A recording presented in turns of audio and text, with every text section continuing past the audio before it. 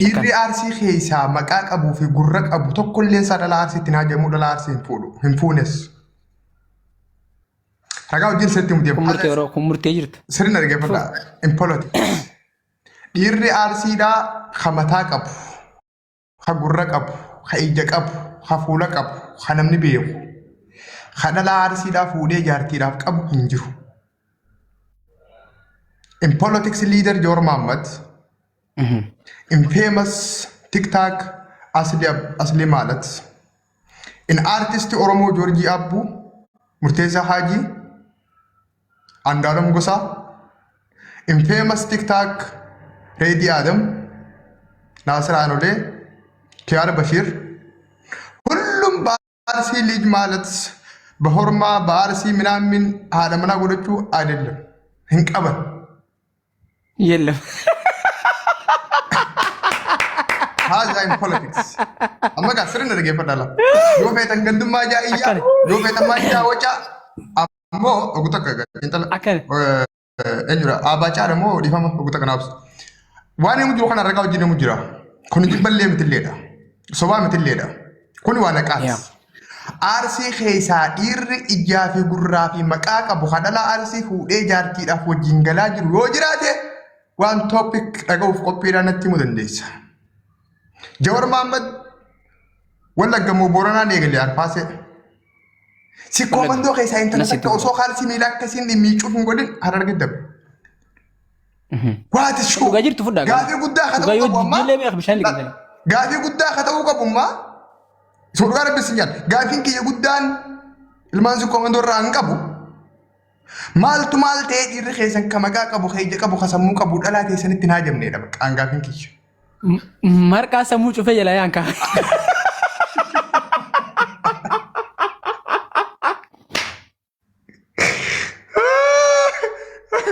Okay. Itu.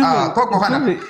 Nyaata adda addaa hojjechuu qabani marqa guyyuu ganamaaf galgala marqanii kannina. Yeroo takka haasaa turtan isin dhaggeeffatu. Amma gaa wallahi baqum nagar and just like serious in clear in humanity in RCC Commando Oromiyaa States.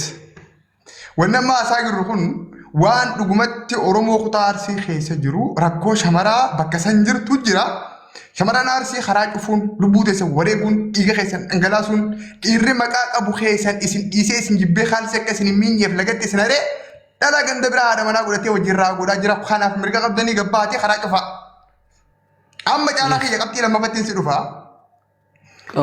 Shamarri si koomandoo ka booyaa jirtu, ka du'aa jirtuuf, ka iyyaa jirtuuf.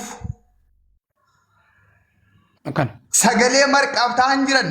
Sagalee daabboo isaanii, sagalee maqaa isaanii, sagalee qaama isaaniitiif ta'aa jiran. Sababni isaa dhiirri isaanii kan maqaa qabu isaanitti naa jabu.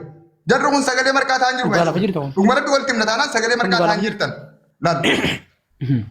Sagalee ifumaafuu ifii ta'aa jiran. Itti sokkee ani saniin deeggara. Ani si komandoo wajjin jira baay'ee. Ani shamarran si komandoo wajjin jira. Because haqa qaban. Dhugaa qaban. Profeesar Mohammed Hassan. Profesor Abbas Enyuti, hakka abdii taha, ijoollee harargeedha gurguddoo islaamaa warra akka caffeeraa jarri kun hundi haati mana isaanii harargeedha.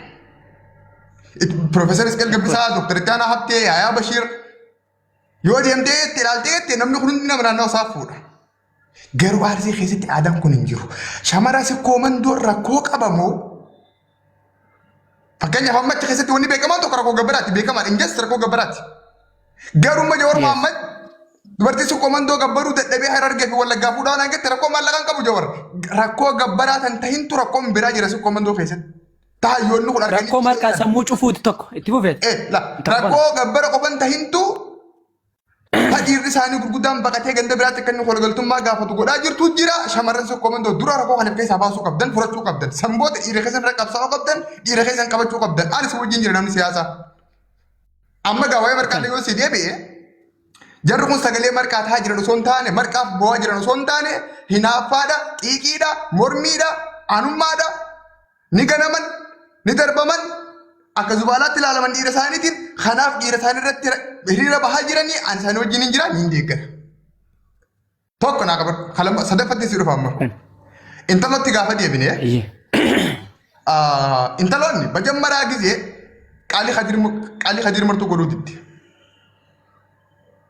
waliin somnula qaalii hadir martuu godhuu diddi intalti tun bakka sanin dhaqinii si madaaluu yoo ci dhaqee milkooytu yeen hadir martuu diddee tanaa beeka ta'ettee dhaqee waagaa si argatte itti sokke assee rakkoo isirraa qabu'an gama biraatti yoona si deebi'e ammallee akkam jeensaa Kadir akkam jeensaa dabaa bakka sun si madaaltu yeen hin dhaqin jee wal magaalatu gola sana gola sana seenin jee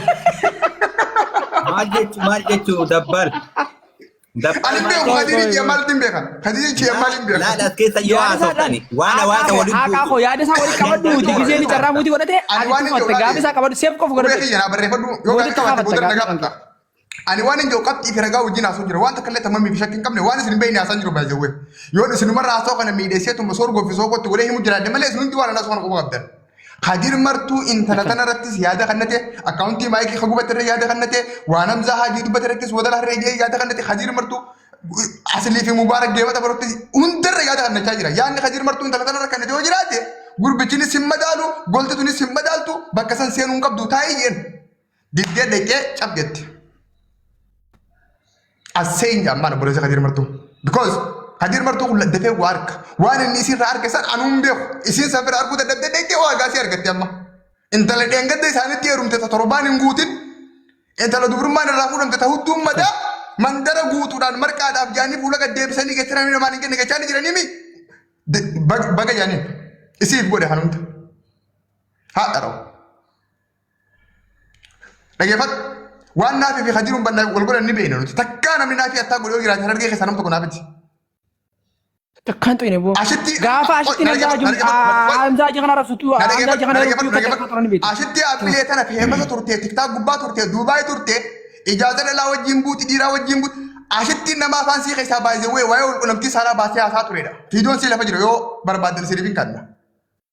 Eega dhiiraa harargeetti heerumte naamusa qabaattee sirna qabaattee giftiin kadhattu geeman taphattu hudduu sii qola maan qabattee hijaaba sii uffattee nagaan jiraatti agendaan seentu mee guyyaa takka na fida.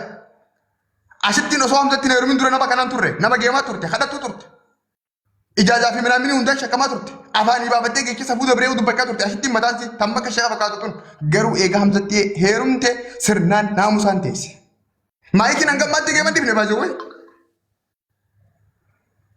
Bareedduu sanyii jawwee ni beektanii mi? Tajoolleen RCTV'n ganamarraa agendaa godhatanii wal arrabsan. Mee eega mucaa kanatti heerumte isii guyyaa tokko waa'ee nama haasoo itti fida. Ummata kuma meeqarra dhuftee tireedii aadan biratti mana isaatti naa isin balleesse arraaboota isinitti hin deebu natti hin deebina ani jireenya akka duraanii keessaa beektee kitaaba qabattee kakattee jireenya isii kana hunda kana nama godhuu dhiira argeetti. Gama tokkoon dhiifama naa godhaatii dardarri keenya akkasii komandoo dubara isinii kanneen taan kadha barsiiftan taan baalagummaa barsiiftan dubara isinii kanneen tokkollee sirnaan qabdanii bulchaan jirtan. Sadaqaa kanatti ijoolleen teenya gabbaatee isin jala kanaas batan naa qabadha. Caalaa kiyya isinirraa hin gabaabsaa kaafraffaadha. Tajammala Kiyaar Bashirii fi intalti agendaa barbaade yoo dhugaa dubbanne. Akkamitti naan isa kanaas qabtee seeran fakkeenyaaf osoo agendaan kun dhufin dura guyyaa afur dura intaloota naaf fooloo kadhachaa turan. Eeysatti. Akkaawuntuma Kiyaar irratti akkaawuntuma isii irratti afaanii baafatanii viidiyoon lafa jira. Fooloo kadhachaa turan fooloo godaanee jechaa turan. Akkaawuntii Kiyaar Bashirii. Akkaawuntuma isii kana akkaawuntuma talaa kan akka fooloo godhan dubbachaa turan. Amma dhageessitti ni ba'an. Kiyaar eega fuudhee mana galee agendaa akka inni barbaadu argaa turre. Fakkeenyaaf Joor Mahaammadiin naa bilbilee jechaa ture. Joor Mahaammadiitu viidiyoodhaan cidha irratti hirmaatee jechaa ture afaanii baafate. Waan sila akkittuu isa miidhuu danda'u beekadhu wanni kun jechuun jechi xiqqaadhaa miti beekan. Kan hunda kan godhuuf agendaa barbaadu isaati. Amma qabxii lammaffaan seekan wahuma marqaa kanarratti tokkoffaa akkuma agendaan kun gad dhufee namni agendaa kan accept godhee qabate isa mataa isaati. Lammaffaa dafee dhiifama jee. Sadaffaa ammallee gabbeetii dhiifamaa isiniin hin jenne isin aarsi na bira dhaabbatu. Gaafiin kiyya guddaa bakka sana jirti. Qoigaa lammaffaa irratti namnummaan agendaa kana dafee waatee dhiifama gaafatee isa sababa tokko malee dhiifama gaafatee naamani agendaa kana uwwisuu waan barbaaduuf. Tokko lammaffaa aarsi bira dhagee dhiifama gaafateetti as gargalee mana isaa banatee dhiifama isin gaafachuun viidiyoo godhaa dhiifama isin gaafadhu jee afaanii baafate. Sadaffaa aarsiin guyyaa fuudha kiyyaa isin keessa eenyu fiidoo naa beeksisee mitiiti isin nama gurguddaa keenya hunda gandee godhee fixee oromoon biraa kan salaattuun akka nama godhee isin sirrii kuno ragaa riikardii si ragaa sitti manu dachii rabbi irra guutu ragaan barbaachisu nama kuma takka kana